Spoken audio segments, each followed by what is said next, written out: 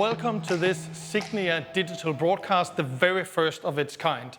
My name is Klaus Høveldt. I'm the head of global education and events, and I'm also the host of today. And I am super excited about the program today. I am not alone, though. I have my dear colleague, Mr. Erik Højdahl, with us. He's the senior audiology expert from Signia. Welcome to the show, Erik. Thanks a lot, Klaus. I'm very excited to be here. It's a very unique event, so I'm really looking forward to getting started. Yeah, me too. And due to these COVID-19 times that we are experiencing at the moment, we are practicing safe distancing. I am here in Copenhagen, and you are safely in Oslo, Norway. Yeah, that's right. It's indeed special times, but I think we're well within the safety regulations for sure. I think so too. So before we get started, I would like to introduce our CEO, Mr. Erik Bernard, who is with us also today. And I would like him to set the scene and welcome all of us to the Signia show. How are you, Erik? Are you there? Hi, Klaus. I'm doing very well. Thank you for asking. Yes, I'm here, of course, very pleased to join you.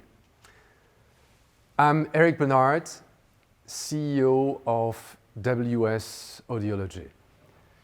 We are living through extraordinary times, and for some of us, challenging times.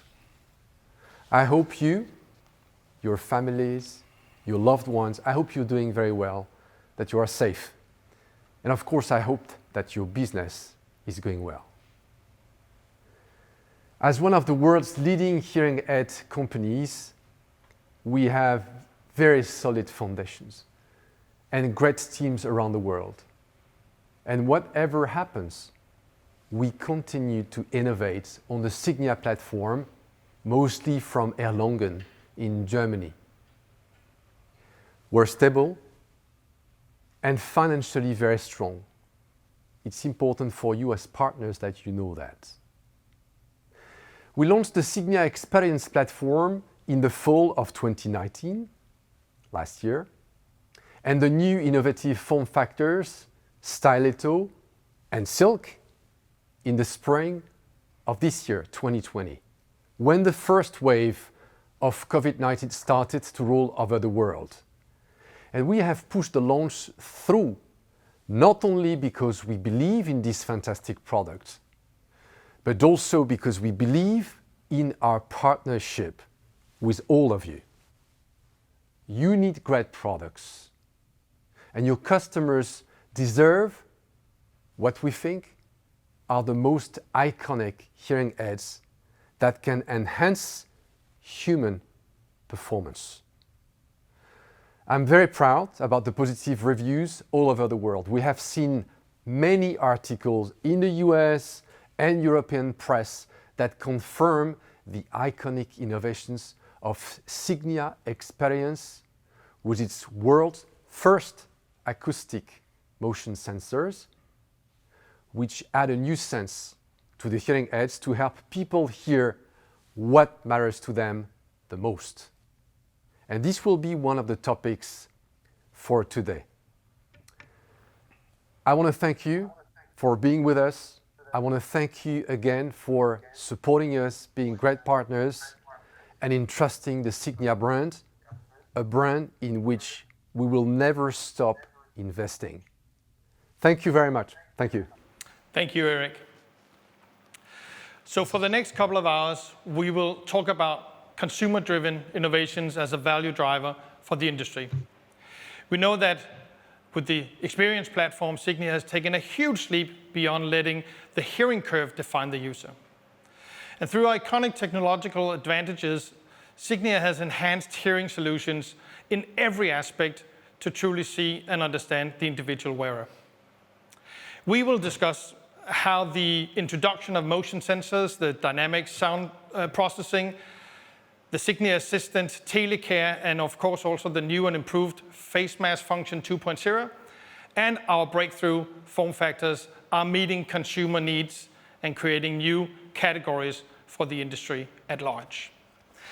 So, Erik, I wanted to start with you with an overall question. If I look at the hearing aid industry, it seems that the focus has been very much on products and technology, and maybe not as much on consumers actually wearing the hearing aids. Can you tell a little about that and the reasoning behind this? Yeah, well, we obviously need to look at technology and products as well, but I think it's where we as an industry had to improve on was truly seeing the individual beyond the average. And by that I mean, like, who are the ones we're actually fitting it for, and what are all the variances on the preferences and needs and desires for all those people. So to really to zoom a bit more in on the individual is something where I think we still had a long way to go, and we do a huge step now with the Experience platform. So the Experience platform had gotten a lot of attention for some of the new approaches to hearing aids, and among others, adding a lot of new sensors into the hearing aids to sort of help the wearer fully take part of shaping their own sound. Can you tell us a little bit about the background for doing so? Yeah, well, I mean, for us, new technology platform, it's not just a continuation of current technologies. It's really a chance to set a new standard, to really change things around. And when we started working on this platform, the Experience platform, we first sat down and we tried to really zoom out a little bit. We're putting beamformers aside, decibels aside, and we looked more at the bigger picture. So despite all the advancements of the last decades, a large amount of people are still not happy with their hearing aids. And I mean, you can see this also in the big surveys, the Mark Track and the Eurotrack, that while people are getting more and more satisfied for a lot of the situations, you can still see that it goes a bit downhill in satisfaction when we get to the complex situation. But there are also types, let's say types of people that are just not truly satisfied or getting the help they need with their hearing aids. Yeah. And in our initial research, we also heard a lot of comments from people who had tried hearing aids, and they said, I think this is impressive technology and I'm sure it's great, but it just doesn't work for me. So they had very specific situation where the hearing aid just didn't work for them, or it was just didn't feel right for them. Yeah, so basically if you're not fitting you could say the average or the industry norm, then you're not really satisfied. Is that what you're saying? Yeah, that's absolutely correct. So, but why is this? So we identified basically two big reasons. They're both, I would say, very logical when you first think about it. One thing is, of course, that hearing aids are not smart enough. So the hearing care professional can do an excellent first fit, right? They can do everything correct in the clinic. But as soon as the wearer leaves the clinic, it's really up to the hearing aids to be smart enough to recognize all the complex situations outside in the real world and change the settings to accommodate to them in a good manner. Now, what happens if the hearing aids does not fully understand the situation, or it confuses it with a similar situation? Well, a wrongly labeled situation will, by definition, lead to a wrong output or sound. So far, hearing aids have done a pretty good job in identifying some situations which are clearly distinct, but they've not had the tools to truly see what the wearer is doing in other situations, or separate similar situations, so to say. So, for example, if you're walking through a noise environment, or if you're being in one and sitting down to communicate, those are two very different things. And we realized that we needed to make hearing aids smarter, by giving it more senses, so to say. And we did this by adding a multitude of new acoustical sensors, but also we finally gave hearing aids eyes, as we like to say, by implementing this motion sensor as a world's first. Basically enabling them to identify better the intent of the user and like I said, separate similar situations that are like the one I just mentioned from each other. So the result is a much more precise and intelligent hearing aid that understands the user's need better than before in that situation they're in. The second part is extremely important, and that's to acknowledge that people are very different. And I think trying to label everyone as like one size fits all, there's an average typical person, and think that everyone will like the same things, it's just not reflecting reality. This might sound a bit strange, knowing how well a hearing care professional can adapt solutions and support to the needs of the individual. And the hearing care professionals are excellent in doing that and really seeing the person. But as mentioned, it's not about the hearing care professional. It's really about the hearing aids not being able to do so. The main input a hearing aid gets today is still the same as it was many years ago. It's a hearing curve. So if you take a 35-year-old and an 80-year-old, which happens to have the same hearing curve, they will be treated identically as soon as they leave the clinic. And of course, if I think about myself and my grandmother, I'm sure we have fairly different preferences when it comes to sound, loudness, how much support we would need, or how good signal to noise ratio we would need. There's a huge variety of preferences when it comes between people which happens to have the same hearing loss, but that hasn't been taken into account so far. But we realized that we really had to address this in a completely new way. So we had to look at what's the latest of technologies that's available, and how can we do this in the simplest manner. So we'll get back to that a little bit later, how we solve that. But I think it's an extremely important aspect, and it's very exciting to work with. Absolutely, and as you mentioned, we will get back to that a little bit later today. Just before we move on, looking forward to hear more about this, obviously, but for now, what would you say the biggest, what the experience platform is really about, in short? Well, in short, I think it's truly about precision.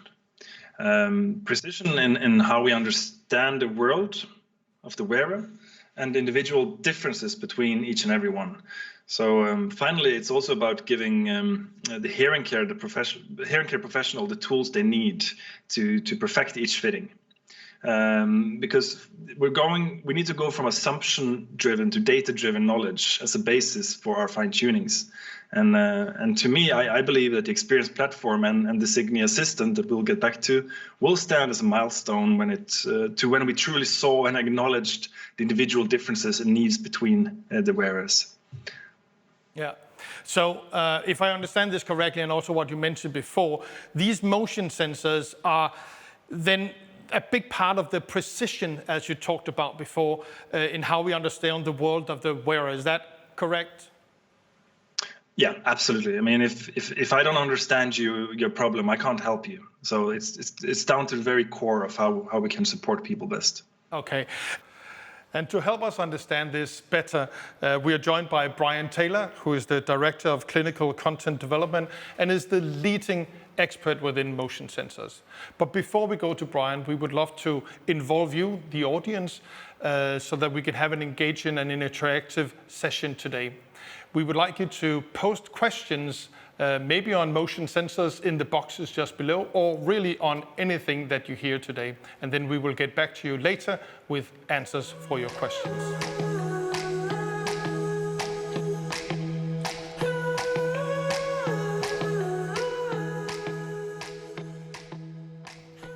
So, welcome, Brian. Thank you very much for joining the show. Great to be here.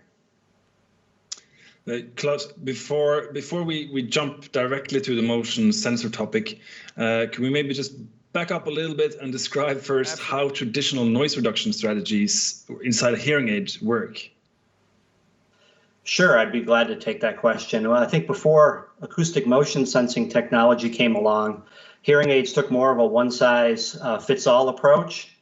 That is, the hearing aid, the noise reduction technology that was set by the manufacturer to optimize speech intelligibility was really based on the listeners remaining stationary, and the background, the talker from they want to listen to is in the front, and the noise that they want to reduce is always in the back and on the sides.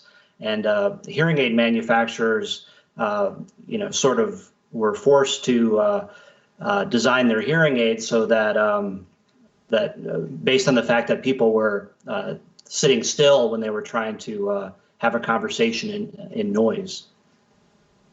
So what are the limitations for hearing aid wearers of the traditional approach?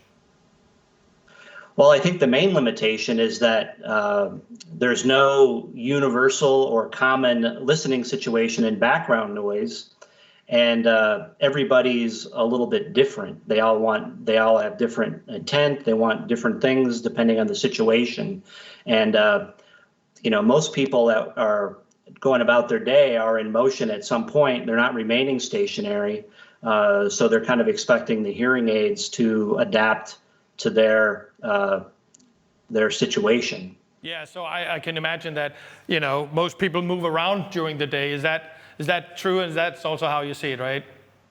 Well, like I said, everybody's a little bit different, but I think there are some studies out there that show that the average person is probably in motion, 1 to 3 hours a day. And in those situations, they might be walking with a friend and they want to be able to hear their friend next to them. They might be in a restaurant when the waiter is moving around and they're trying to have a conversation, and they're also trying to hear the waiter who's in motion.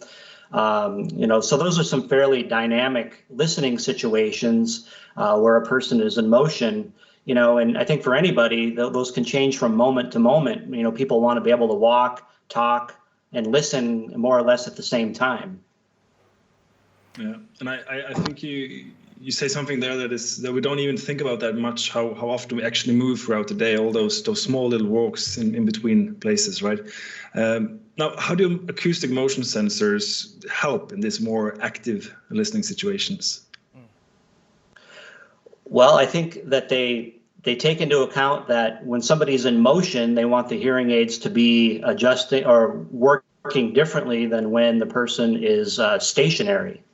For example, when you're walking around, you want more of an omnidirectional microphone pattern so that you're more aware of your surroundings, but still trying to understand the person who's either in front of you or next to you or even maybe behind you. You want to be able to hear them while you're in motion. And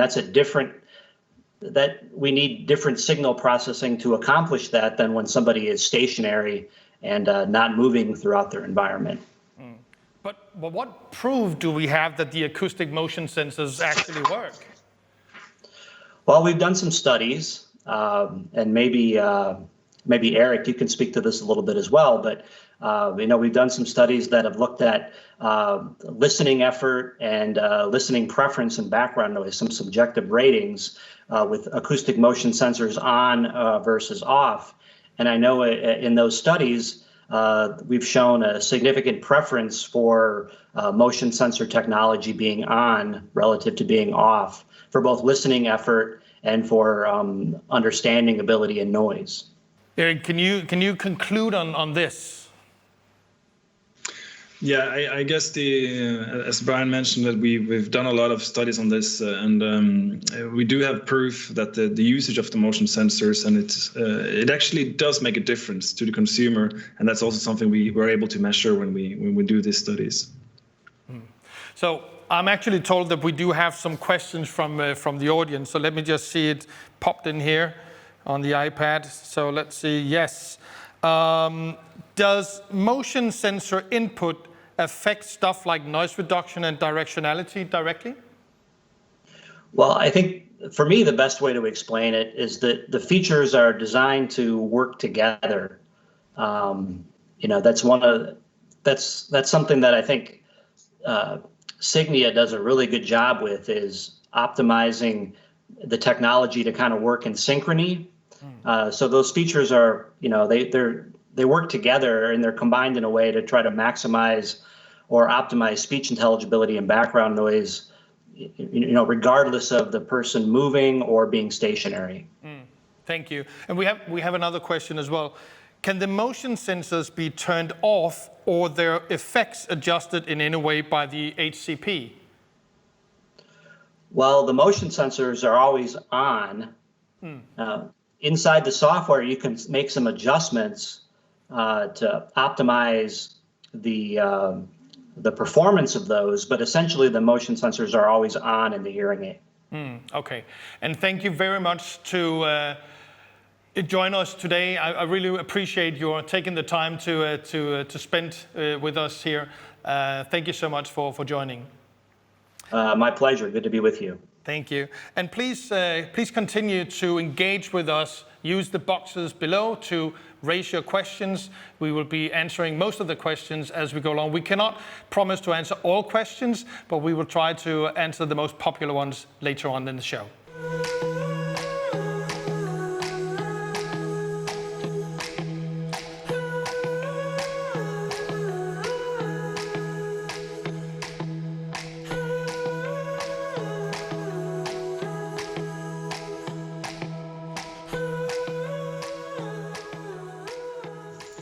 The sensors are the input to the hearing aid, and Signia has completely rebuilt its engine to process all of this input.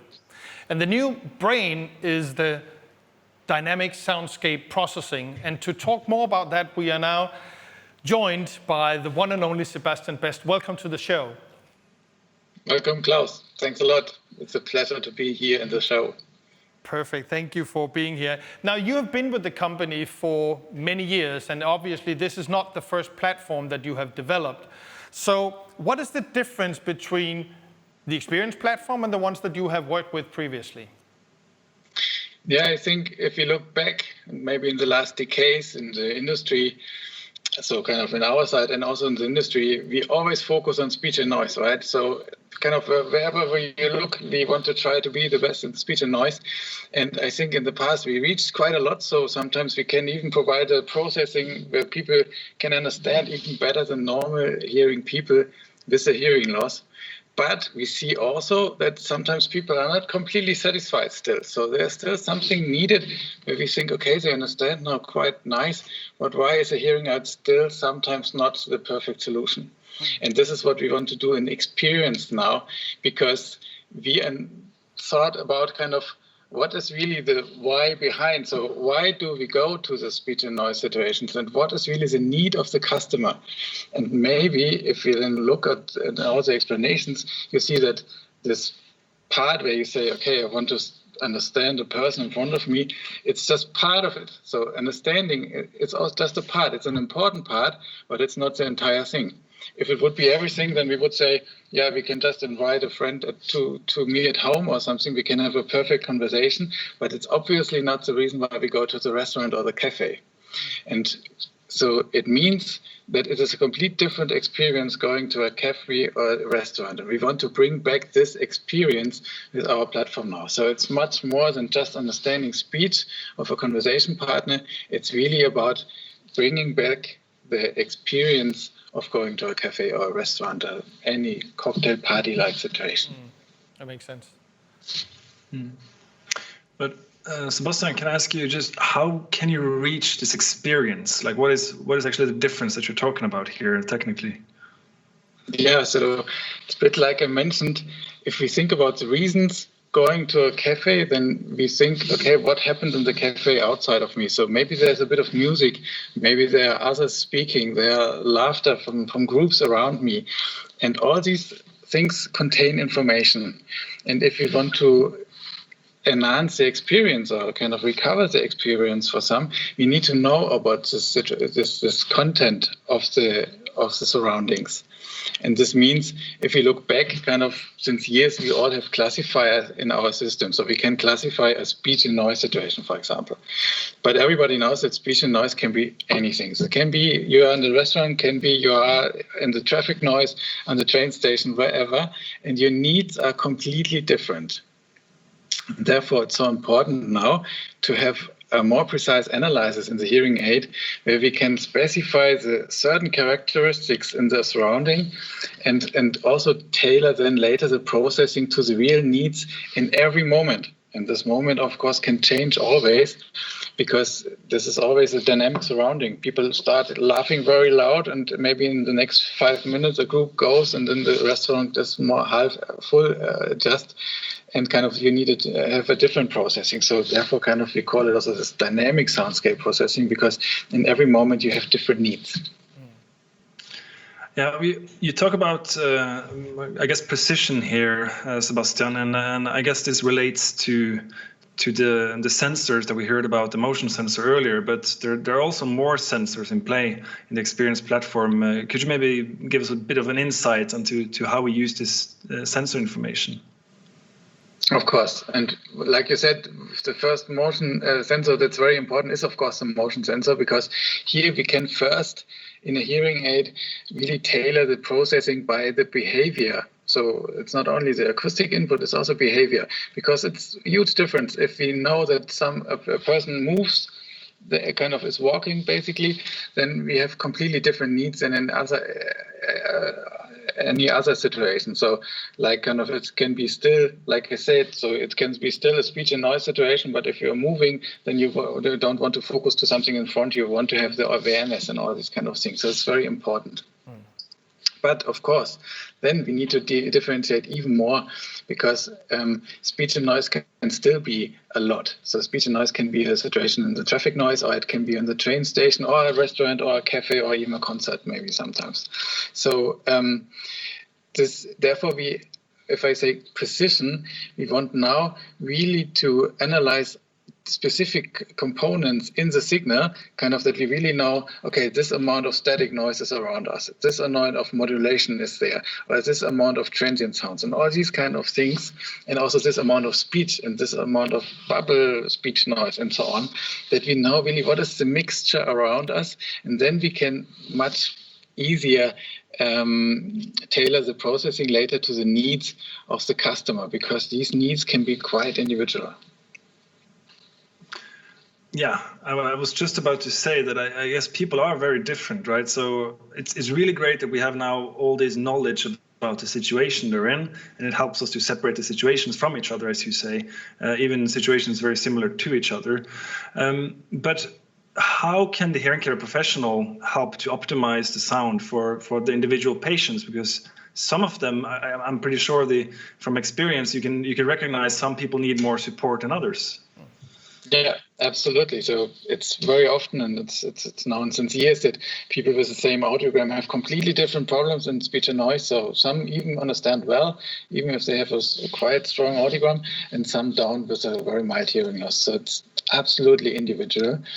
And to tailor this for the hearing care professionals, we provided a tool, or provide now a tool in our software to make it as easy as possible, because it's just one slider, and this slider contains kind of all the power the new engine has.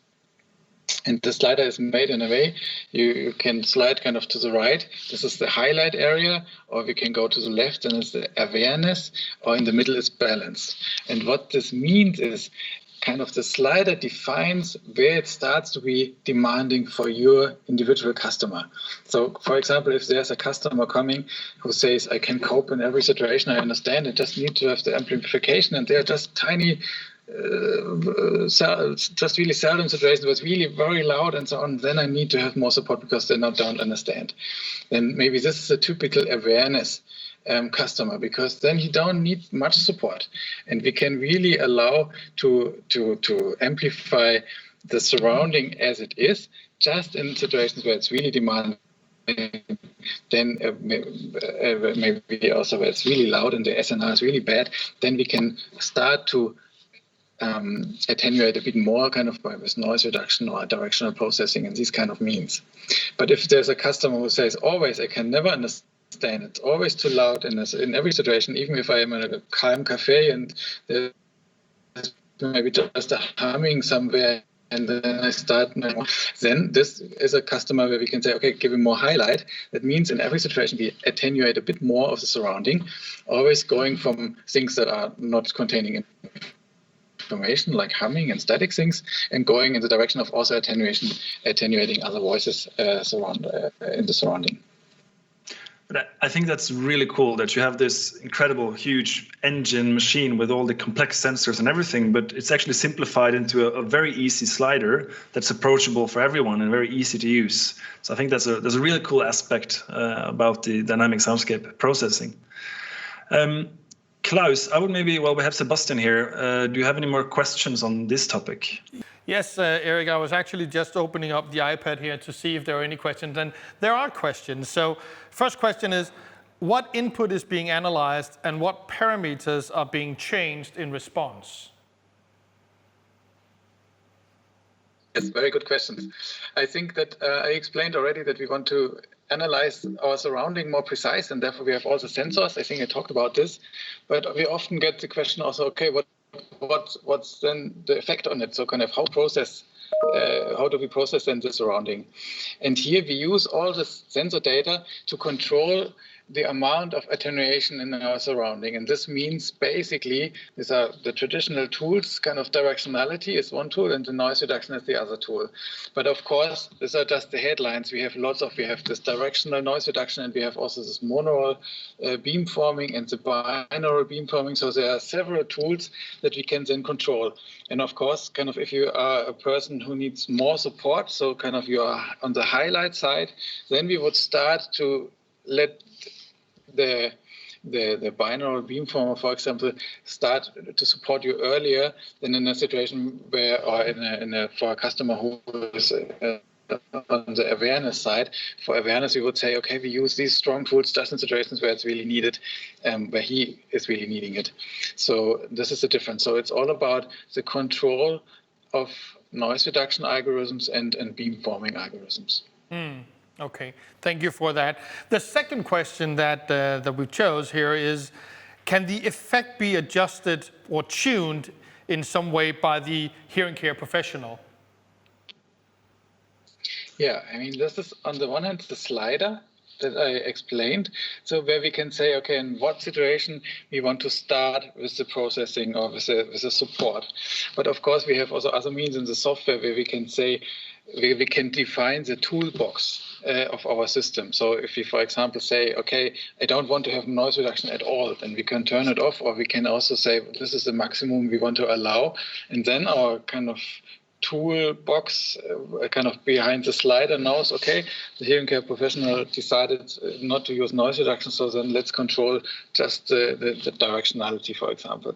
So there are kind of traditional ways in the software to control several algorithms, turn them on and off, and define the maximum effect. And then there's this new slider where you have a combination of all tools available in the platform. Okay, and let's take a last question here. How is this an improvement over the previous automatic adjustment based on the acoustic environment and those of the competitor products?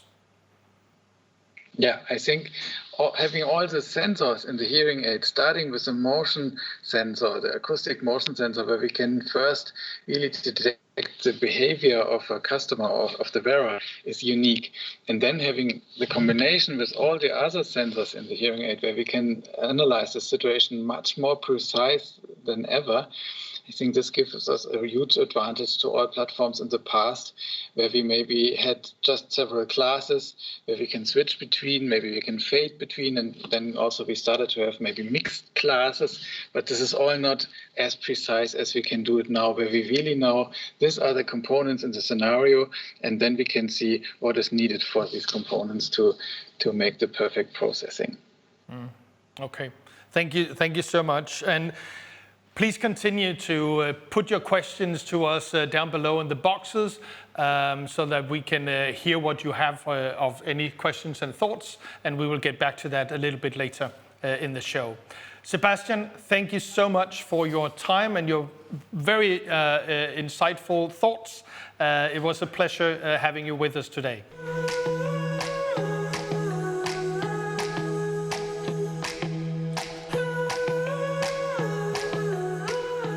So, Eric, what is the Signi Assistant? What can it actually do for us? Yeah, good question. Well, the Signi Assistant is really a hearing companion for all of our hearing aid wearers.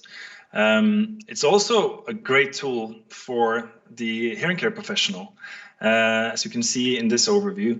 But let's start with the wearer first. So for the end user, they can find the Signi Assistant in the Signi app, and they can simply click on it whenever they have an issue whatsoever. So, for example, if they have some issues with their own voice, they can go in and tell the assistant, which will then ask them, so how would you describe your own voice? And in this case, it sounds a bit unnatural. Now, from this is enough information for the Signi Assistant to do the changes that is needed in this case. And there's a lot of magic happening in the background, but we will get back to that a bit later. But what happens now is that the user has now got a new sound based on the problem they had. And they can listen to it right away, and they can decide if they want to keep that new setting or if they want to revert to the old one. So, but if they keep this, it's all done in basically 10 seconds or 15 seconds. So that's pretty cool. And that sounds amazing, so that end users or wearers can actually use the assistant and get help right there when they need it and not wait until later. That's fantastic. But you're also saying that it's a tool for the hearing care professionals. Tell us a little about that. Yeah, no, absolutely. It's just as much a tool for the hearing care professional. And when the user returns to the clinic after a trial, the hearing care professional can get an easy overview of all the changes made by the Signi Assistant. And when they click on the details, they can really see exactly what changed. So in this example, in the left top corner, you can see that own voice processing changed from minimum setting originally in gray over to maximum setting in pink after the Signi Assistant has helped the user. You can also see the dynamic soundscape processing has shifted a little bit to the right, and you can see all the gain changes that has been made between the user and the Signi Assistant. So I think that's an awesome overview that we've never had anything like that before. Yeah, and it sounds amazing. And I know that you have been working as an audiologist before as well. Having worked as an audiologist, has that sort of inspired you when you and others started to develop the Signi Assistant? Oh, absolutely. I mean, this is basically the tool I dreamed of having when I was working in the clinic, because it really struck me that no matter how good of a job I thought I did in the clinic with optimizing the hearing for the individual, when they left my clinic, they would always be treated like everyone else. It was kind of left over to the technology to just change the settings in all the situation they got into. So it was left to automation. And the thing is that that's obviously based on an average, but you can say most people aren't average. In a way, there's a lot of variance where you could very easily see that this just doesn't work for that person. And so it was very clear that it wasn't really hitting the nail each time. Another problem that I would like to mention is that when all the people or patients came back to me after trial, my tool was kind of asking them, like, how was it? How did it sound like? And Klaus, if I ask you, how did you hear last Tuesday or last week? And can you please describe that sound to me? I think you will find that quite challenging. Yeah, I would have no clue, right? Yeah, so it sounds like the tool for HCPs, I would say. But do we have any proof or evidence that people are actually using it? Oh, we do. Well, we're actually, honestly, we're overwhelmed by how many people have already started using the Signi Assistant on a regular basis. It's thousands and thousands every week joining the, let's call it a community. And we also, of course, have done a lot of research throughout the whole development process. And one of the latest studies which we did in the US kind of surprised us a bit because in a good way, because we saw that when we recruited a lot of people to test out the Signi Assistant, which was hard of hearing, and after trying it for 2 weeks, they came back and they answered, basically a lot of questions on the experience.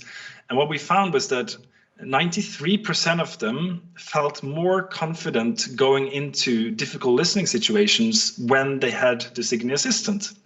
And that's pretty cool because we're really, I think everyone who works with hearing loss and people who struggle hearing know about this this feeling of not being in control of the situation or but not being confident going into new social settings. So having a tool like the Assistant that can help you in the moment within a few seconds really proves that it gives you more confidence, and there's nothing better than seeing those kind of results. And I think, thank you for that. I think it's super amazing. And I think we want to dig even more into it. And I really want to invite the next speaker in so we could have a conversation, all three of us. So let's do that.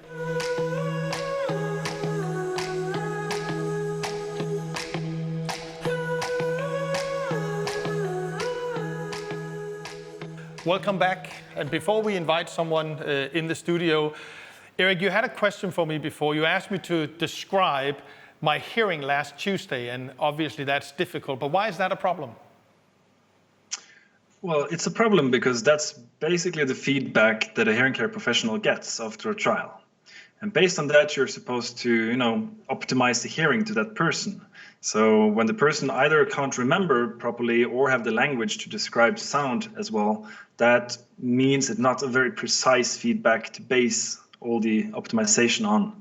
And that's really what we're addressing with the Signi Assistant. Okay, thank you for clarifying that. So let's welcome our next guest. Hi, Mark. Welcome to the show. You are one of the brains behind the Signi Assistant. You have been developing the Signi Assistant. What is the magic behind Signi Assistant? Well, as Erik just told, the idea behind the Signi Assistant is that it can basically mimic, in a way, these kind of fine-tuning steps that the hearing care practitioner would also do, and for that, it needs to do actions like increase the mid frequencies, or adjust the own voice processing strength, something like that, and what it finally we come to 70 different solutions that it can apply. That's a lot of stuff, and of course it has a high number of dependencies. So from basically in which hearing loss has the person, which is the problem description that the person is having, and so on, all these kinds of stuff. So what we wanted to do is we wanted to have a big kind of magic, a big kind of dependency that feeds all these kinds of things into the most probable, most likely perfect solution. And in order to do that, we used machine learning. Machine learning has, of course, become popular in the very recent years, and it is able to do just that, to kind of correlate from an input to an output, and that's the idea of what we are doing here. So we are kind of taking this information that what a person describes as the problem for his hearing at the moment, what is the current situation, the current acoustical situation the person is in, and also the hearing loss and all kinds of these meta informations. And we were able to feed that into a machine learning algorithm, or so-called AI algorithm, of course, and that algorithm will give us the most suitable next settings that we can use for that purpose now, for that person in that situation. And that's the idea behind it. Yeah.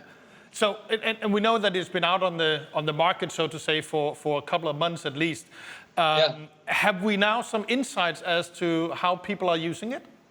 Yes, of course we do. So of course it's only primary insights that we do have at the moment. But yeah, there's some. So for instance, we have created a little drawing where we have seen that out of the people that are using it, most of the people are using it actually in situations where our hearing aid would say it's a speech and quiet or a quiet situation, and that's not so surprising, because where do you use such a tool? We use it typically where you are in a calm environment, where you're in the quietness of your home, where you feel safe, and so on.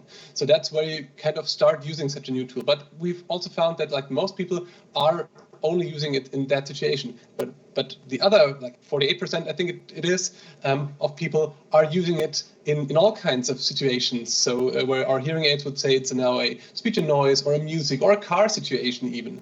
So that's one of the insights that we derived from it. And then of course we could also have a look that is on another drawing that we've made. We can have a look in, what is the acoustical situation that the hearing aids kind of find out when doing that. And there we find also that in most situations, it's of course a quiet situation. And then there's also 28% where it's speech and quiet. And the rest, 25% roundabout, is really those partly challenging situations with speech and noise or music or even car. And that's one of the insights that we got from data. And that's not so surprising as well, because that mimics like the typical day of a hearing aid wearer with these statistics that we found. Now, I've told you that that our hearing aids, they kind of also track, of course, the acoustical situation. And if we now look one step further, then we can, of course, also correlate that with the problem descriptions that people have. And this is also what we have done in another kind of slide. And here you can see that depending on the hearing loss, actually, there we can see that the description of what people tell us differs by quite a bit. So we, of course, know the hearing loss because it's one of the parameters that the Signi Assistant is using for the prediction of the most suitable solution. And if we look at that, then we see that, for instance, here, the problem with my own voice, which is the purple color in these graphs, this one really gets down with a more severe hearing loss, which is here on the top and on the bottom right of the slide. And there's other things, like, for example, problems with speech in general, like here in the yellow part, where you see this increases dramatically with the severity of the hearing loss. And of course, this is not such a big surprise also at all, but it's nice to find that in our data. And then we have another analysis, and this other analysis is telling us, so in which situation people are. As I told you, the classification, the acoustical classification system of the hearing aids can tell us or can estimate the situation where people are in. And here we also see quite a nice dependency towards what people describe as their most severe problem to the assistant.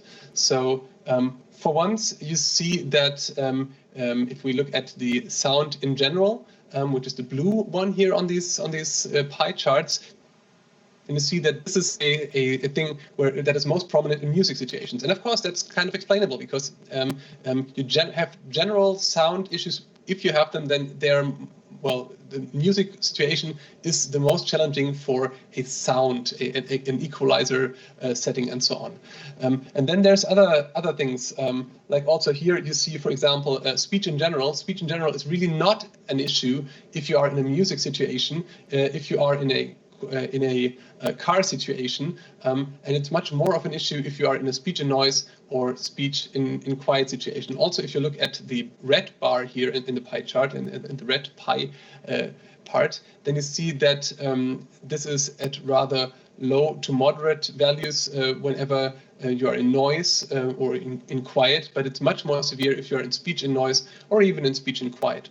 So I think that this is kind of giving us a good feeling about the data that we've collected, and also, of course, that sets the base for our future work in this domain. So really to be able to fine-tune also the Signi Assistant and also to do that. Yeah. Yeah, and I think another good point there is that this is probably the biggest study ever done with hearing aids and real people in the real world. And it's in its own way, it's fascinating how we're actually kind of testing all the hypotheses that we have about the hearing solutions out in the real world based on how people actually use it. And as you show here, Mark, the data correlates very nicely with kind of expectation or logic, so to say. But what do you think of for the hearing care professional? How does this change things? Do you have any view on how this might be a bit different from how we approached hearing aid fittings before? Well, certainly. Well, we can go now from a more or less like experience, like book-driven way towards where we can say, okay, now we can really make sense of data also as the hearing care professional, because they will also be able now to exploit this to really see, okay, what is the situation that the person or my client went into, and what is actually then also the solution that really helped him. I mean, this is the kind of knowledge that we're often really lacking, which was the solution that actually helped. And this we can do on a one-person scale for the individual client, but also, of course, much more broadly than when talking about like our complete group of users. Yeah. So we're basically creating new super audiologists, right? Where we to get it feels like we're giving them also everyone a tool that we didn't have before that is helping everyone to become basically better and making the sound better for the individual. So I think that's one of the cool parts about the technology. Yeah, certainly feels like that, yeah. Yeah. Okay, before we move on, Klaus, do we maybe have any questions on this topic? Yeah, I actually just heard that we do have some questions. Let me just check here to see what it is. Let me see here if I can get this iPad to work. There we go. So the first question is, does the Signi Assistant share private client data with Signia? I don't know which one of you will answer that. Maybe you, Eric, I don't know. Shall I answer it? No, I mean, it's an important question. It's a very important question, but it's also a fairly simple one to answer, because I think it's quite obvious that we could not have created such a system if we were collecting private data. And it's an extremely important topic for us, that we anonymize all the data we collect, and we truly collect at the big average, the group average of the usage. So every input that is done by the Signi Assistant is extremely important for the network, but the network doesn't care who provides the input. So we do not collect personal data. They are all transferred into zeros and ones and anonymized before they are put into the system. So there's no connection between the individual and the data, and that's extremely important. And we wouldn't be allowed to have this system if we were not very careful with how we handle such data. Thank you for that question. And it's a really important question, absolutely. Another question that came in was, can the hearing care professional see what the client has done and discard the changes if necessary? Well, yes. So there is, of course, the possibility to revert to what was the setting before the customer went home. So all the settings that the Signi Assistant modified can be reverted, yes, and on the follow-up session. Okay, perfect. Thank you. And I think just the last question for this segment here, what does the Signi Assistant do with the hearing data it collects from individuals about their preferred solution for a given problem? Yeah, I would hand this over to you, Mark, but I think it's a little bit related to what I just answered first there. But of course, we do want to know the preference of the individual. So that is actually stored locally in the app on the phone of that user. So you can see it in a way that we create sort of a filter, if you want, for that user that is applied to the global network when we gain a solution. So it's detached from the person, but each person has their own profile, which the Signi Assistant uses as a basis for finding the best solution for that individual based on their preferences and history. Yeah. Yeah, as you said, so it's always a combination of like individual factors that we have on the individual phone and that are kind of post-processing towards what we get from the network that we have in the cloud. And of course, we want to utilize that knowledge also from the individuals to improve the grand average prediction. But that's really not the individual's data, but it's really just basically what we use then for the training in order to make the overall solution better. Okay, thank you so much for that. And please keep engaging with us throughout the show by putting your questions in the boxes below, and we'll make sure to answer the most popular ones as we go along in the show. Thank you very much for your time and participation, Mark. Yeah, thank you. Thank you for having me.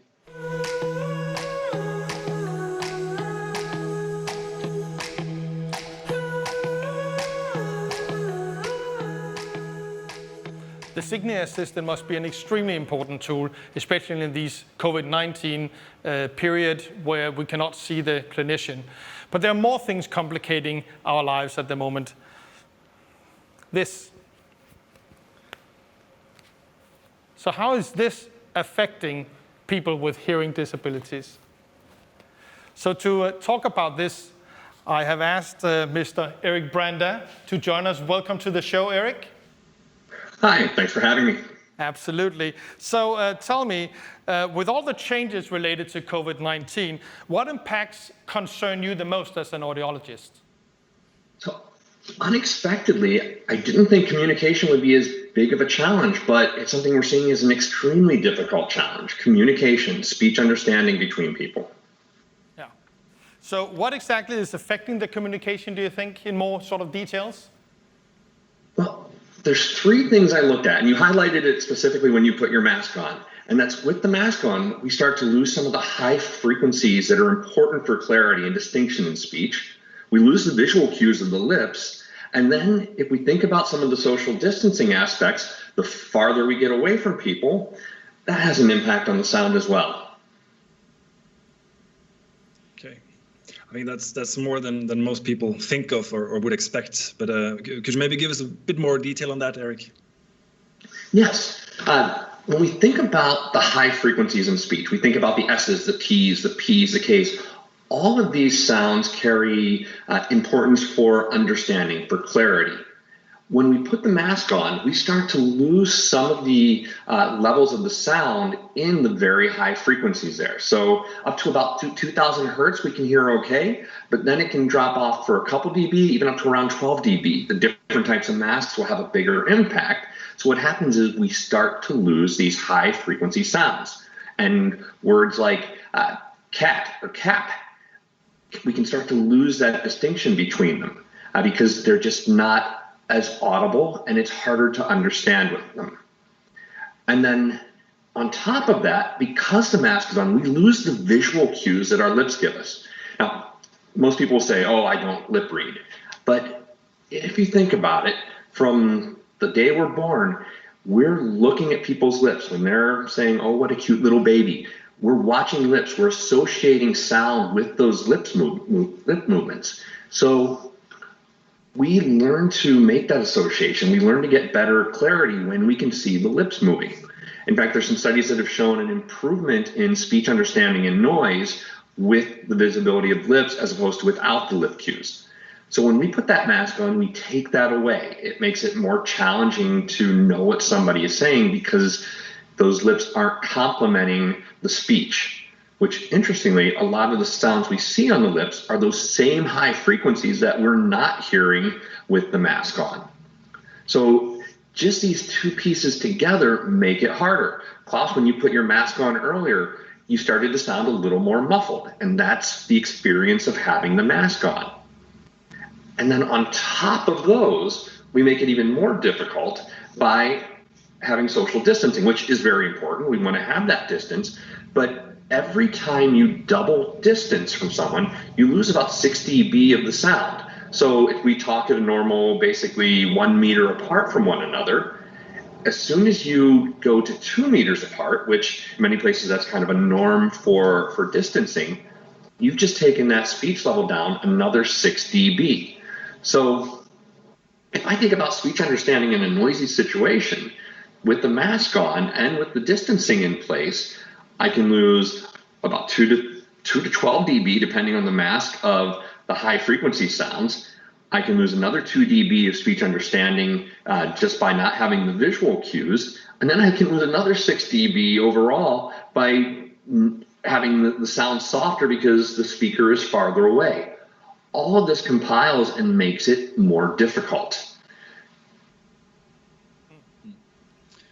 Okay, so that's actually quite a big impact for a lot of people then. What should people do about this? So I think what's important for people to do is first just be aware of it. Because if you know that this is an impact, then you know to try to find ways to address it, whether you're listening or speaking. If you're speaking, you want to try to speak maybe a little more loudly, a little more clearly, or my favorite thing is to rephrase, because that can help you understand something better, because you may have missed it the first time. Rephrasing it, saying it in a different way, can then make it a little bit easier to follow because you're getting some different sounds with the same message.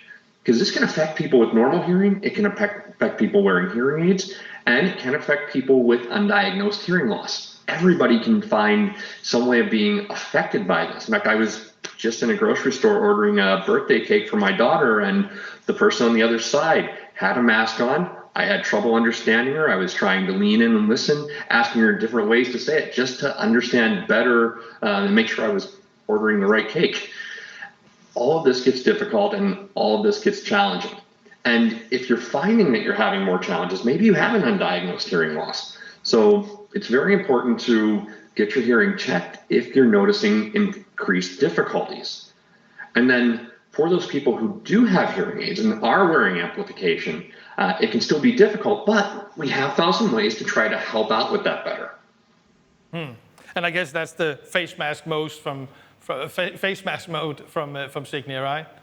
Exactly. The face mask mode is a great way to help do this, because the face mask mode is built into the Signia app, and it's an easily accessible little icon there. And when you press it, what we do is we increase some of those high frequencies so we can help give some added amplification in those areas that are most troubled by the mask. We can also do some things to help cut down some of the background noise, increase some of the focus on who we're talking to, because again, noise is always going to be the biggest challenge as it's trying to mask and cover the speech. So if we can help cut down some of the background noise, improve those high frequencies, the audibility for those high frequencies that we're missing, and really let us focus on our communication partner, this is a way to really help somebody understand with these difficulties. Because with everything going on, communication shouldn't be one of our challenges. I fully agree, but sometimes we also need that personal support, and if you cannot do that face-to-face, then there are other options. So in order to tell us a little bit about those other options, we have invited Louis Richter. Are you with us, Louis? Thanks for having me. I'm here. Thank you. Hi. Perfect, and thank you so much for joining. Tell us a little bit about, if we cannot meet up with our clinician, what do we do? Well, there are several ways how you can do this. And of course, there's also a way to do this remotely, to get in direct contact with Signia Telecare, of course. So how have you seen the Telecare, so to say, develop through this pandemic? In between the time from January on and beginning of February, it was quite quiet still. Then by end of February, it really was high demanding feature and service, and we got lots of requests from all our markets since the pandemic got more dramatic in many countries, lockdowns arriving and so on. And this reflected in a giant leap of numbers of new registrations, of new hearing care professionals coming in as users, but also the number I look at the most, new patients. So by average, we got thousands of new patients per month, and this was really, really a challenge. And the high number of patients and this real hockey stick giant leap, you can say, is the push from patients, because they do have a need for remote care and for their hearing care professionals being there for them in these times. Okay. All right. Well, how about the commercial impact? I mean, how did Telecare contribute here?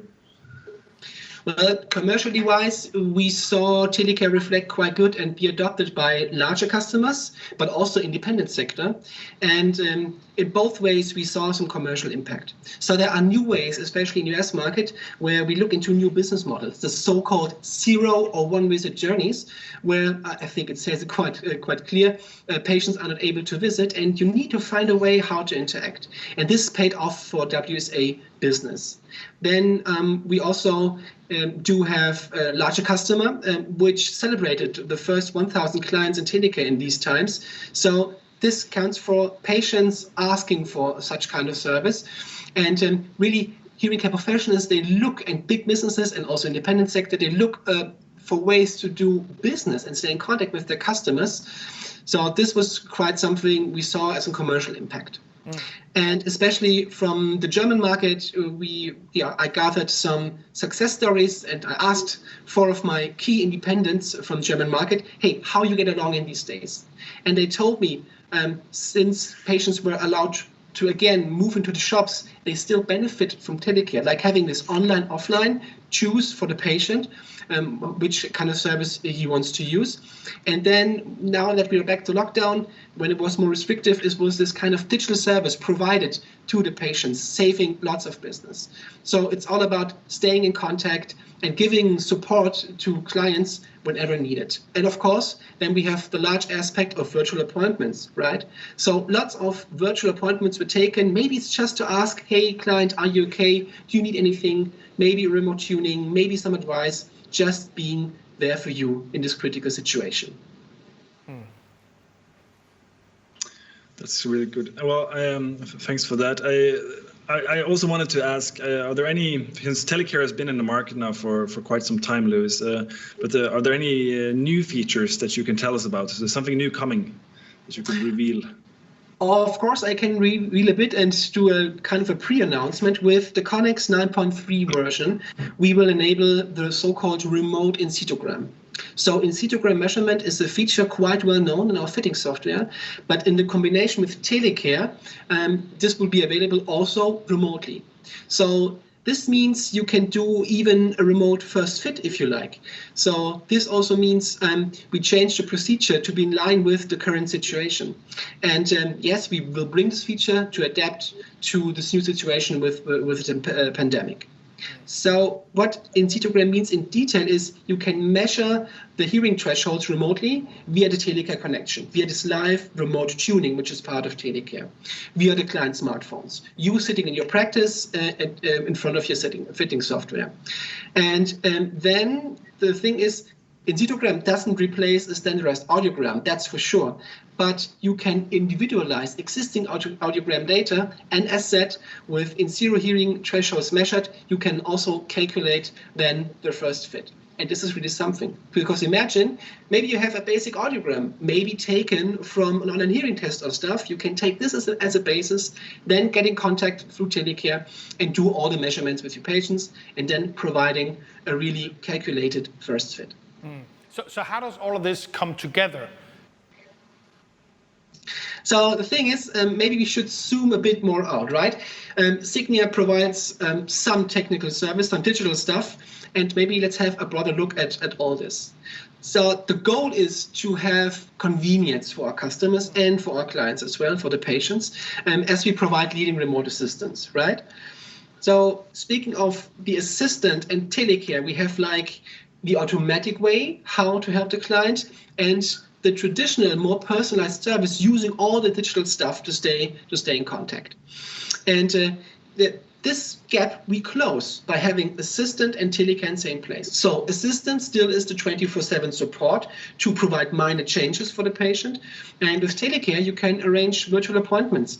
And in just 10 minutes, your client can learn about the hearing instruments to become familiar. He can provide feedback. He can communicate with you via choice of text, voice, or video, and also do a quick chat. So this means looking at automatic and traditional, filling the gap, we provide a full feature set and, of course, a leading and full remote assistance. Thank you for that elaborate answer.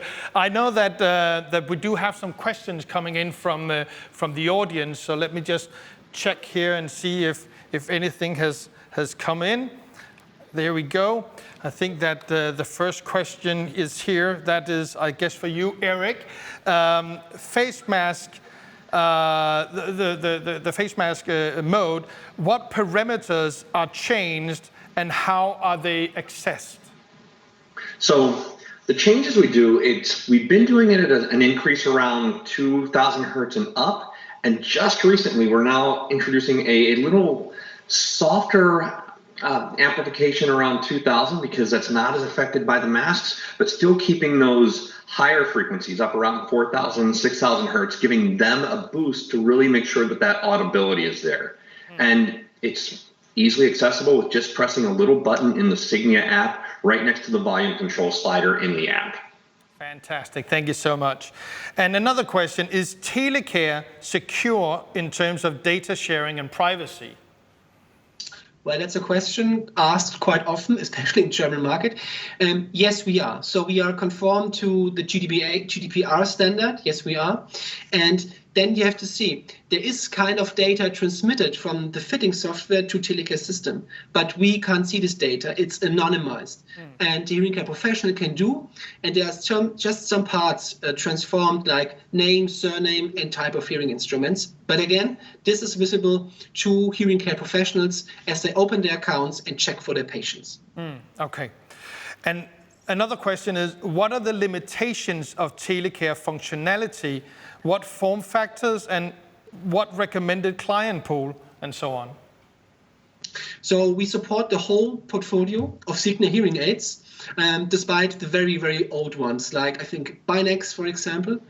And yes, this is a digital service, right? So we recommend when you have a virtual live appointment to be in your Wi-Fi on the hearing care professional side, and at least LTE standard or Wi-Fi on the client side.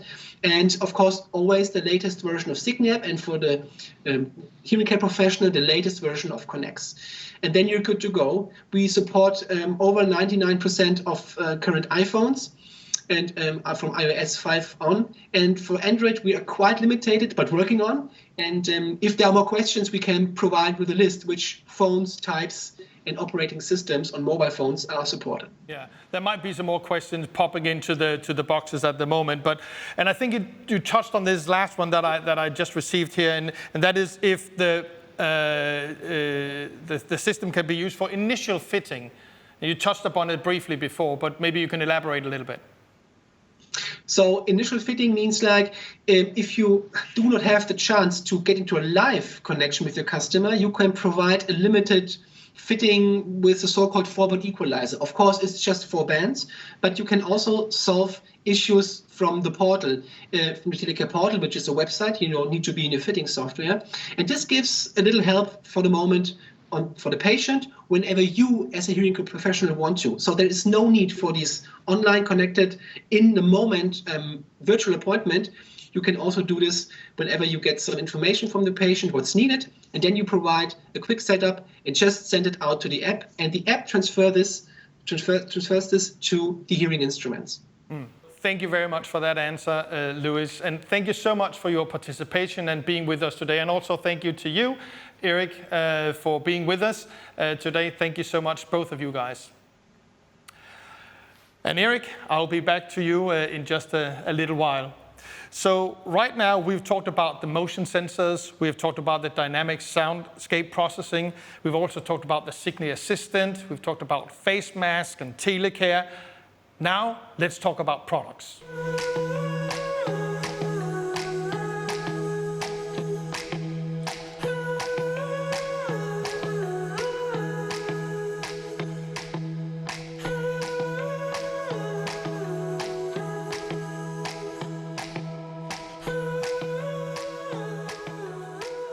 I'd like to introduce Matt Hench, who is a 24-year-old physical therapy assistant and a popular YouTuber. He's not ashamed at all of his hearing aids, and he wants others to embrace their hearing aids as well. For this reason, Matt is one of the Signia Everyday Heroes, a group of Signia hearing aid users who are proud to wear hearing aids and eager to share why others should treat their hearing loss as well. All right, I'm gonna head out for the day. Don't you want your hearing aids? Nah, I mean, what's the worst that could happen? Hey, just so you know, that elevator's broken. Hey, good to see you too, thanks. The elevator's broken. Sorry, what? The elevator's broken. Someone help, I'm stuck in this elevator. So how have you been, man? My girlfriend just broke up with me. Dude, nice. Did you hear me at all? Actually, no. Hey, Matt, that milk's expired. Sorry, what?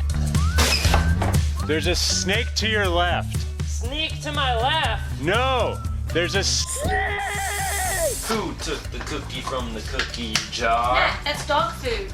Sorry, what? There's another snake. Sorry, what? There's another snake! Hey, look, I'm sorry, I can't hear you at all, but I gotta go anyway. I'm about to do a Craigslist deal in this sketchy alley. You Ryan? Yeah, are you Matt? Yeah. Oh, nice stuff. All right, what we got here? We got these clubs. And what did we agree on? $15. What? $50? Are you kidding me? Sorry, what? $15. Oh, I thought you said 50. I think this is your turn. Sorry, what? Recalculating. Well, there it goes. On second thought, I'll take this. Hey guys, I'm Matt Hench, and many of you already know that I wear hearing aids. And if you didn't know, I wear hearing aids. Let me start by saying Signia continues to just destroy the stigma of hearing aids and what people originally thought about hearing aids compared to where they actually are today. I was able to get my hands on the Stiletto Experiences. They are the most beautiful hearing aids and the coolest. But you know what? Before we get into this, let me tell you something. These came to me in the mail. I got them out. I got on the computer, I got to talk to my audiologist. She already had the results from my most recent audiogram, and she was able to program the hearing aids right over the app from the comfort of my own home. Honestly, I was scared. I was like, this is new, this is never gonna work. You can't do remote health for hearing aids. You can, apparently you can. And this is a total game changer, being able to do it over telehealth, over the phone. I'm wound up about it, I really am. They're doing big stuff. Alright, now let's get to the hearing aids. First we gotta talk about this new sleek case design with the USB charging, but in my opinion better than that, wireless charging. I just throw it on my wireless charger and it is good to go in the morning. As you can see, we got new lights on it, right here and right here. I say we like I designed it. I did not design this. I went with the monochromatic black because I just think that looks super good.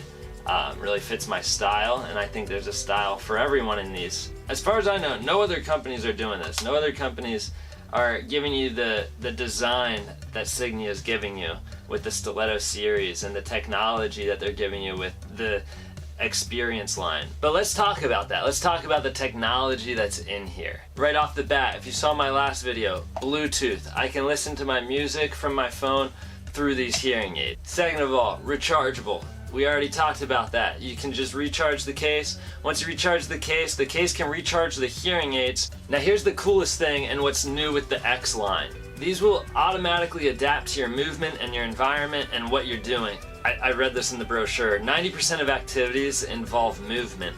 And as you're moving, the sounds are changing all around you. And these will adapt to that. One of the biggest problems that I've had with hearing aids is when I'm in a room with like background sound, the radio's on, people are talking everywhere, and I'm trying to have a conversation. Maybe that sounds familiar to you, and it's impossible to hear. These truly do a great job with that, and I haven't experienced anything like that before the Stiletto X's. Now I want to tell you about the second coolest thing, debatably the coolest thing, and that's the app. You know how whenever you go to the audiologist, they can make tweaks, they can adjust depending on, oh, I'm hearing too much, I'm hearing too little, I hear too much of my own voice, I'm hearing too much crowd. Well, now you're able to do that right here in the app. Right up here in the top right, there's a little face, and you can click on that, and that takes you to your Signi Assistant. And like I said, what that does is it allows you to make adjustments, allows you to change. It'll ask you, like, what's wrong? Am I too loud? Is the background too loud? And it's super simple. It's just the click of a button, and then it adjusts it how you want it to. One more sweet feature, then I'm done, the mask mode. With one click of a button, the hearing aids will auto-adjust so you can better hear people with masks on. This stuff works. Like, that's what I like about it. I was apprehensive, I was nervous, but it just works. I get them in the mail. They were charged, they were ready to work. I get on the app with the audiologist, they're able to just program it right through, it just worked. I decided I want to use the Assistant for the first time. Super intuitive, and it just worked. I'm in a crowded room, it just works. That's what I keep going back to, that this stuff just works, and I love it for that. Okay, so let me finish by saying hearing aids clearly aren't what they used to be. And there's no shame in needing hearing aids. A lot of people are hearing impaired but refuse to get them. Don't be afraid to try out hearing aids. So please, don't hesitate, don't be afraid. Just go try. There's no more excuses, guys. It's too easy. They're making it too easy for us.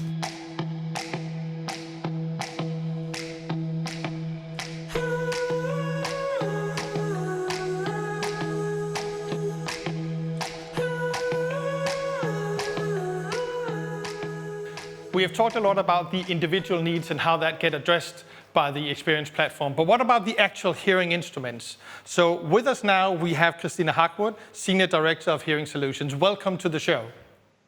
Thank you. And we are very happy to have you here. So let's dig right into it.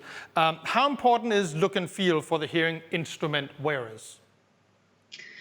Well, hearing aid wearers are just as different as you and I or everyone else. And like most of us, they want to express their personality with what they wear. So looks does play a very important role. And it's not any different with hearing instruments. We did a lot of market research with people having a hearing loss, yet not wanting to commit to hearing instruments. And they name all sorts of reasons why they do not get a hearing instrument. But in the end, it boils down to being stigmatized and the fear of losing their confidence. So we ask ourselves, what does it take to gain their confidence and to make them proud to wear a device that helps to improve their quality of life? And we consulted some industrial designers, and they looked at our designs and designs of other hearing aid manufacturers. And what they consistently said is that all the hearing instruments look pretty much the same. So to help people express their individuality, we knew we had to make some drastic changes. And this is how Styletto was born. So what has been the reception in the market of Styletto? Well, we received very positive feedback from our customers. Not only does this unique and elegant form factor help to convert consumers who would otherwise just walked out the store, it also had a very positive effect on the overall portfolio offering. We did a market research with 500 subjects in the US with a self-reported mild to moderate hearing loss, but no hearing instrument.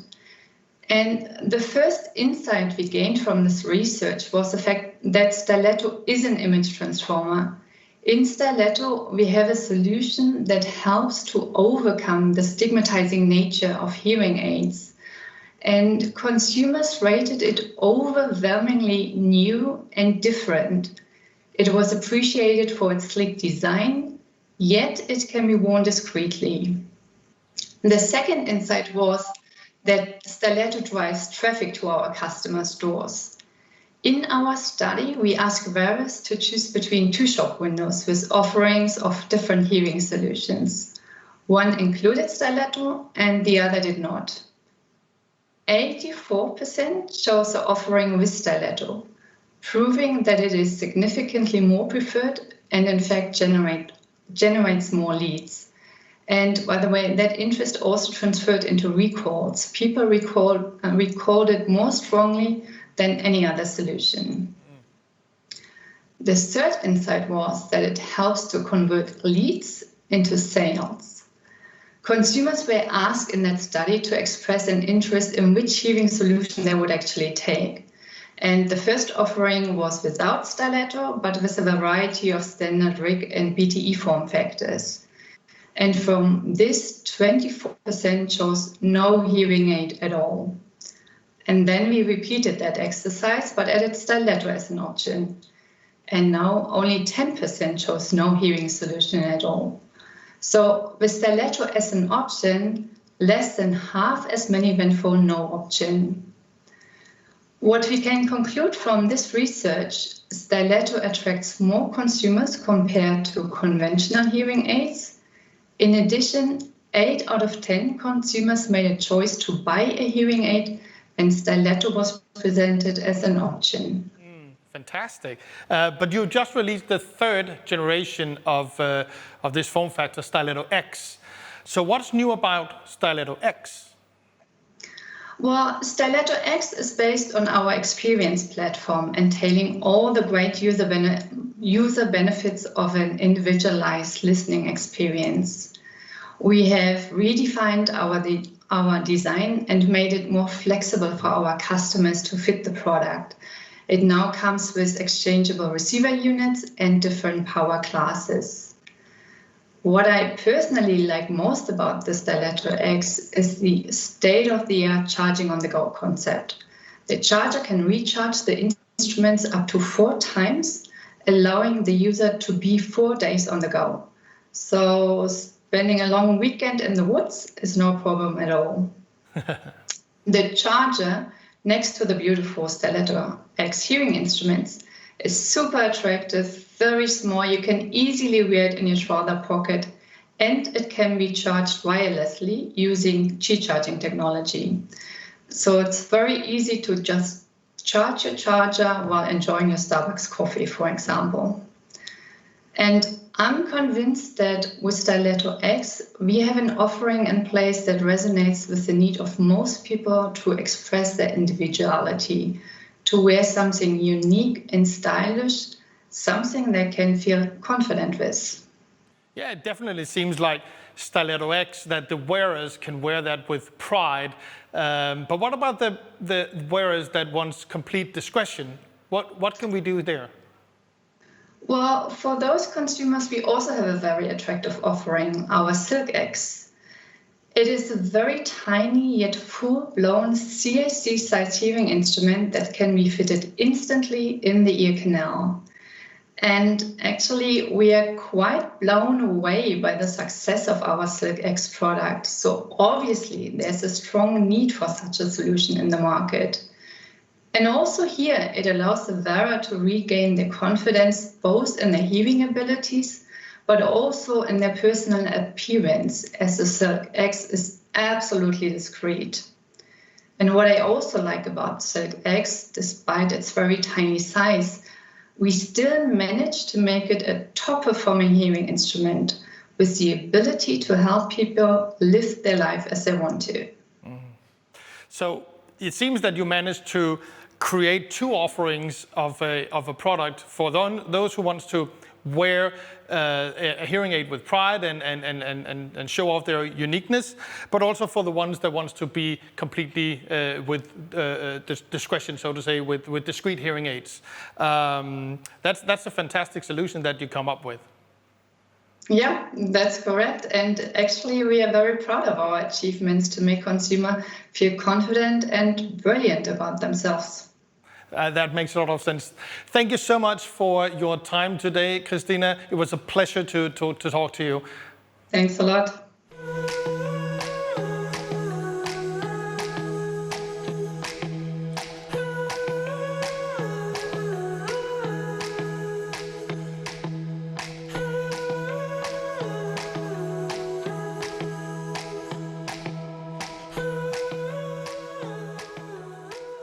So what you've seen today is a deliberate strategy for Signia to move both Signia, the HCPs, and also the wearers into the future.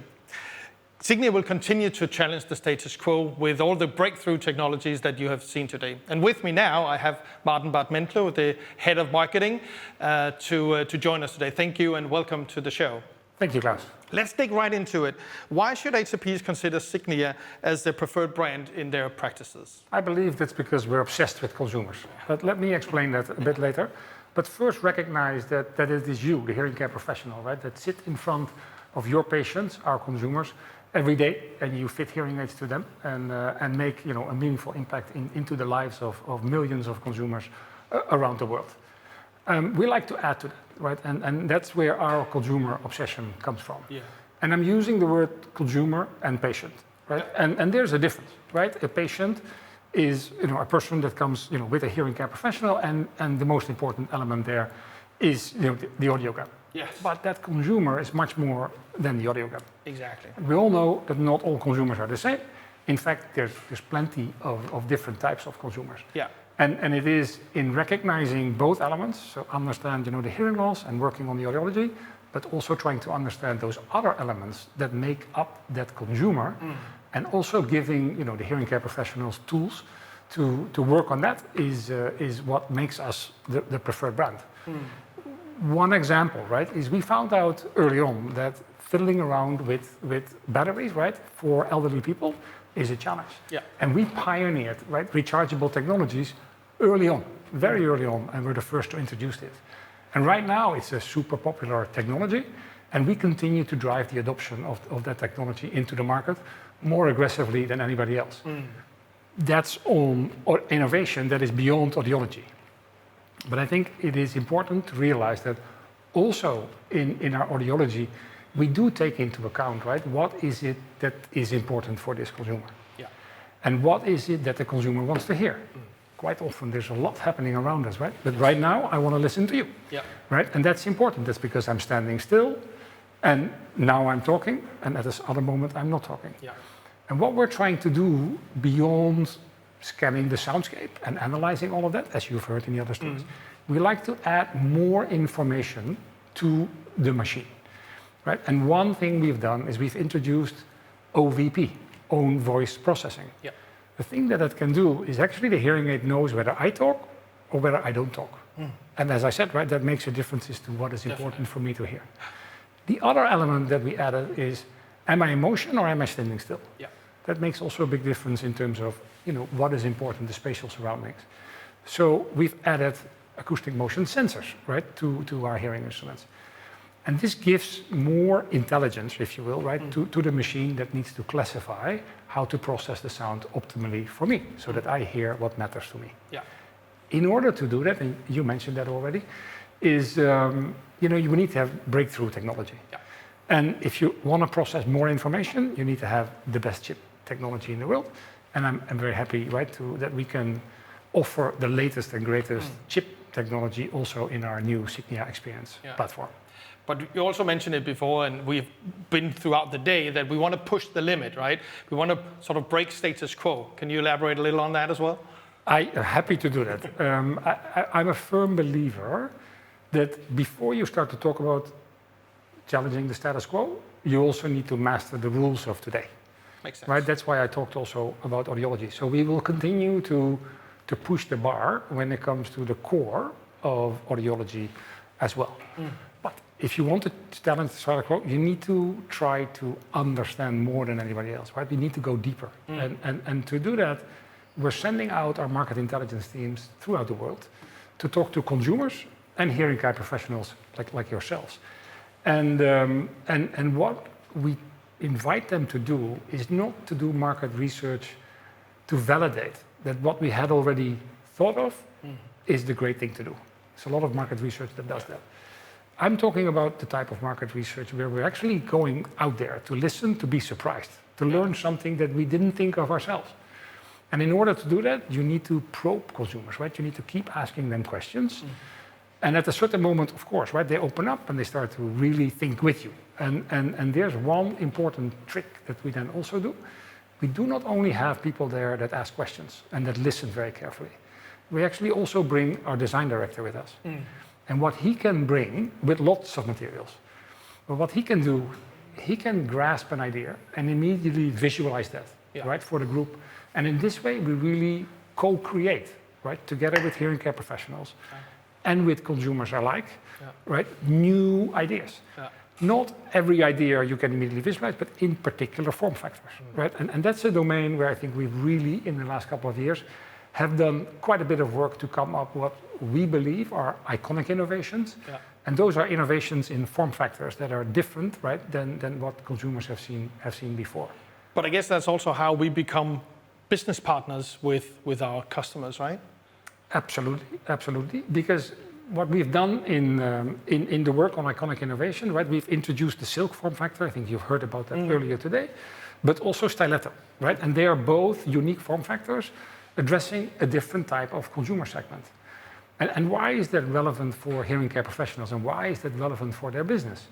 It's because when you have a greater choice, right, for the consumer, they have a higher propensity to actually walk away with a hearing aid, right? And research also shows that when they see, this wonderful form factor stiletto on top of the traditional form factors, right, their propensity is almost twice as high, right, to walk away with a hearing instrument out of your practice. So it helps you drive conversion, which is a very important element of what drives the profitability of your account. There's one additional element, right, on top of the things I already mentioned, that we believe is important, and it's our app strategy, right? So you've heard a little bit about it, and we were the first to introduce Telecare, right, in 2018. And Telecare was the idea to make sure that the dialogue, right, that is going on between a hearing care professional and a patient continues outside of the practice, right? And that gives the hearing care professional insights in what the consumer experiences in the adoption phase, but it also gives the wearer basically access to the hearing care professional. We've basically perfected that now, right, with the Signia Digital Assistant, where we are basically empowering the consumer to optimize, right, the processing of their hearing instrument to the specific situation they're in. It truly empowers them to get the most out of the hearing aid that they're wearing, but it also gives the hearing care professional very detailed insights into what the problems are that consumers are experiencing, right? So it's again working on this tandem of the interaction between the consumer and the hearing care professional. maybe lastly, Yeah. right, in those days of the pandemic, this Telecare platform also gives hearing care professionals, right, in those geographies where this is allowed, right, also the ability to actually engage with their patients, while it might be very challenging for patients to visit their practice. And I think that is another aspect, right, is where there is a level of business continuity in very challenging times. Thank you so much, Martin, for these great insights. And on this happy note, and with someone in the studio with me, it is time to end the show. Thank you very much.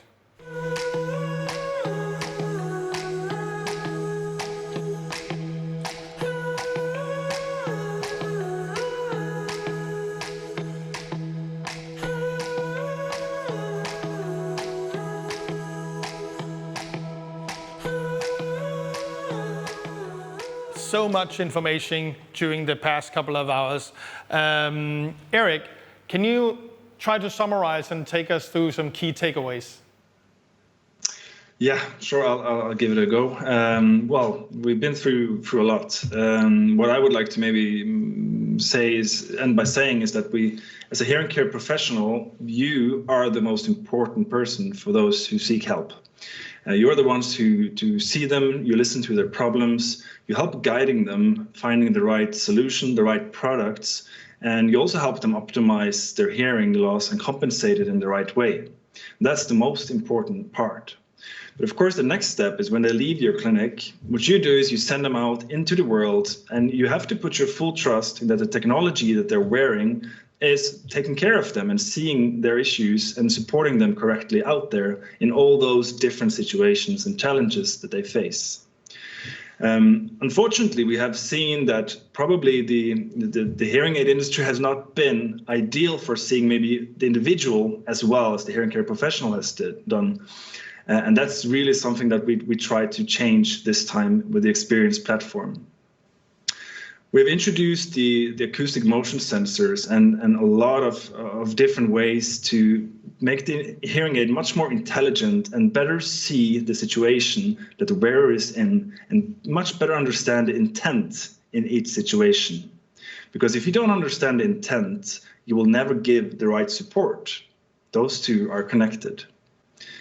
The second part we've done is a big step for us, and very proud to have introduced the Signi Assistant.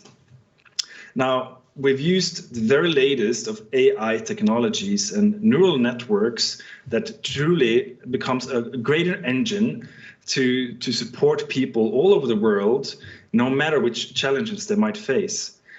And the great thing about this Signi Assistant is that it really empowers the individual to let them have it their way. And they can, at any time, 24/7, they know that they have a companion in their pocket. They can take it out and really get help there and then. That's the big, big difference for a lot of people.